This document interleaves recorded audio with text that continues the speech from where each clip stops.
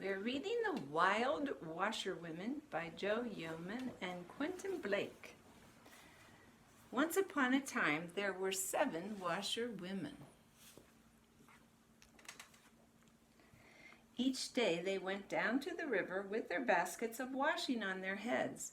Their names were Dottie, Lottie, Molly, Dolly, Winnie, Minnie, and Ernestine, and they were all good friends.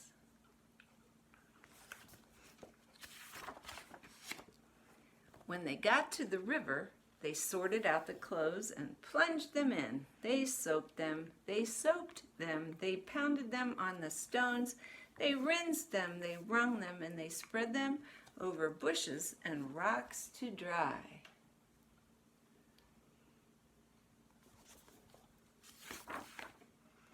They were the best washerwomen for miles, but they were not happy.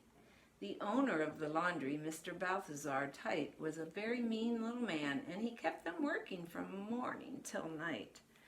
Every morning at the crack of dawn, they had to get up and do the ironing before the day's washing arrived.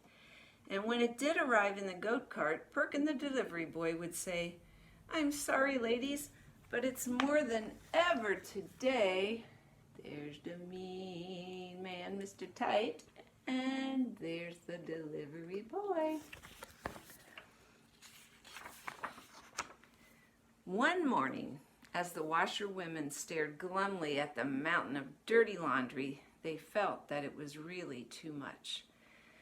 They sighed as they looked at the filthy sheets, grubby hankies, horrid socks, grimy nightshirts, messy tablecloths, and ghastly towels. "Why don't we just leave it?" suggested Ernestine timidly.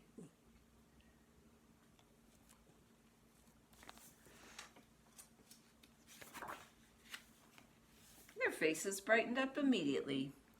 "What a marvelous idea," chuckled Dolly, flinging a grimy shirt across the room. "Why didn't we think of it before?" chortled Winnie. And at that they began to dance. The door burst open and Mr. Balthazar Tite stepped in with Perkin. "Now, ladies," he said with a frown, "there's work to be done." Oh, but dancing is good work.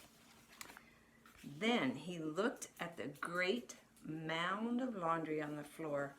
"Wonderful," he said. "There's more than ever."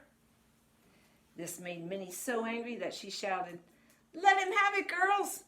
And the 7 washerwomen pushed the mountain of laundry until it collapsed on top of Mr. Balthazar Tite.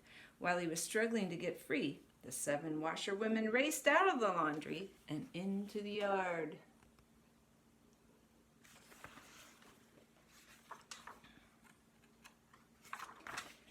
They piled into the empty goat cart, and Dottie grabbed the reins. "Giddy up, Lysander," she cried to the goat. The washerwomen were so excited by their escape that they drove the cart right past through the town pond, splashing the clean clothes of the passers-by with muddy water.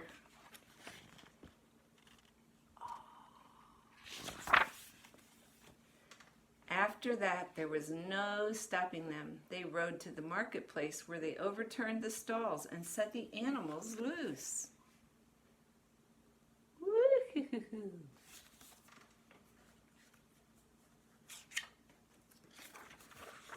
They stopped in orchards and climbed the trees to help themselves to the farmer's fruit. They raced through the hat shops and snatched the hats. They ran into churches and alarmed the local people by swinging on the bell ropes and making a terrible noise. Bang, bang, bang, bang. The washerwomen were having so much fun that they didn't want it to end. So day after day they went on the rampage. All that washing had made the washerwomen very strong. The people who tried to stop them didn't have a chance. Everyone was terrified of them. Each village built a watchtower so that a villager could shout, "Look out! The wild washerwomen are coming!" when the goat cart came into sight.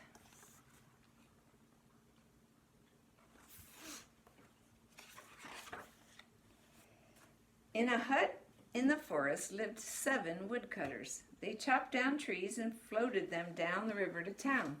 When they heard that the 7 washerwomen were coming, they just laughed. "We'll see who's afraid," they said. "We'll prepare a surprise for them."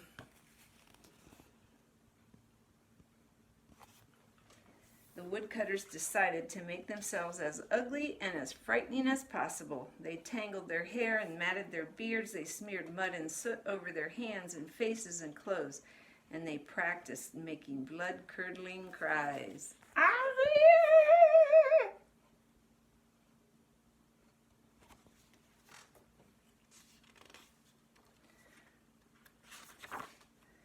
Soon the 7 washerwomen came rattling up the mountain path in their goat cart. As they turned a corner, there in front of them was a terrifying sight. Lysander stopped in his tracks, and even the wild washerwomen were about to run away. Oh. But then Minnie realized that they were looking at the dirty and grubbiest things that they had ever seen in their lives. "Come on, girls," she shouted. "Remember, you're washerwomen."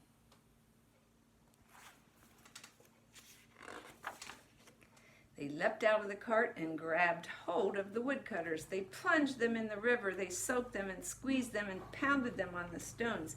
They rinsed them and wrung them and laid them out to dry. By the time they had finished, the woodcutters had never looked so clean and shining, and the washerwomen felt quite proud of their work. In fact, now that they could see the woodcutters without their soot and mud, they really rather liked the look of them.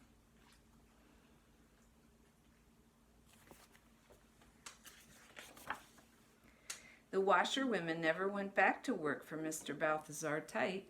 They married the woodcutters, who built them some new log huts to live in. After that, people who traveled along the mountain path would see them all happily washing and woodcutting and having the time of their lives.